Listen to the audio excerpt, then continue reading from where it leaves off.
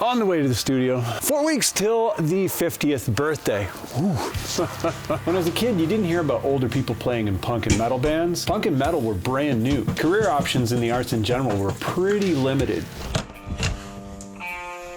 I was a kid in the 70s, and I guess it has something to do with region, like where you lived. I lived in a small town in North Ontario. My grandfather on my mom's side, he played guitar and he played in bands. They were like wedding bands and stuff like that. Something I always have to tell myself is everything about this world is brand new. It was never like this before.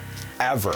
Hey, I'm the Bun, that 50-year-old baritone guy from the internet. We are here to figure out how to earn a living as a solo artist in super niche music in 2022. And we're going for it despite challenges like Asperger's, mere movement, or average musical skill. We need to get some music out now. We've got vens, foreigns, and wetlands. Why 3 projects? Because number one reason is more places for more of your ideas.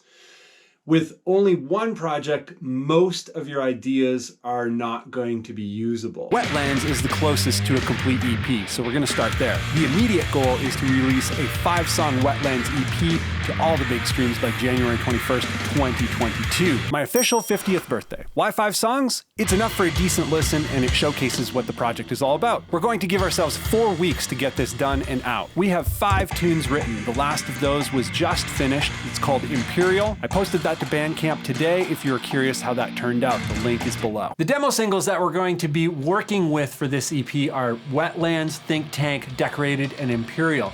Some of you might know some of these songs. Wetlands is actually a tune from a tutorial video from about 2 years ago. It was released as a Foreigns track. It does not sound anything like Foreigns and thus inspired this whole new project. We need to rework that and bring it into line with the current Wetlands aesthetic.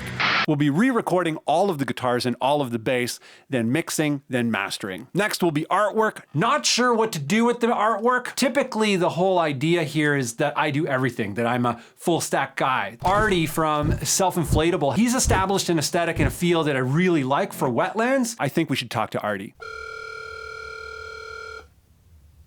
How's it going? Not bad. Cool, cool. I'm gonna do an EP. Do you want to do the EP for Wetlands? Okay. I didn't bring it up earlier. I should have. I mean, you mentioned stuff about an EP, and we sort of talked about it. Thank you, sir.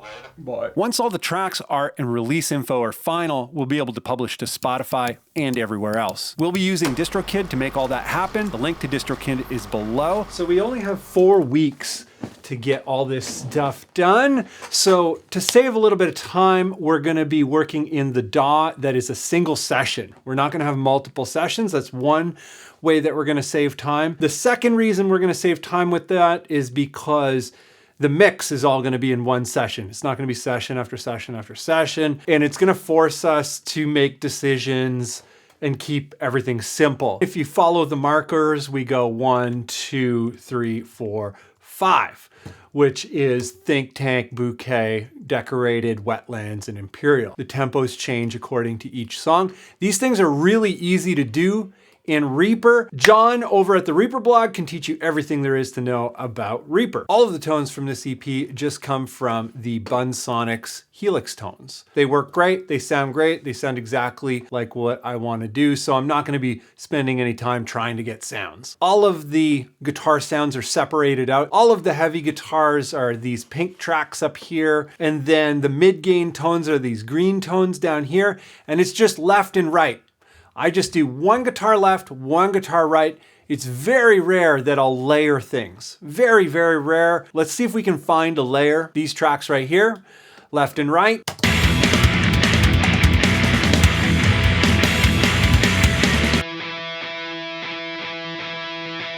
That's as extensive as the layering will get on any of these recordings. There will be no multiple layers that will be impossible to replicate live. I'm sure some people are gonna wonder, why are you gonna re-record everything? Why don't you just remix it?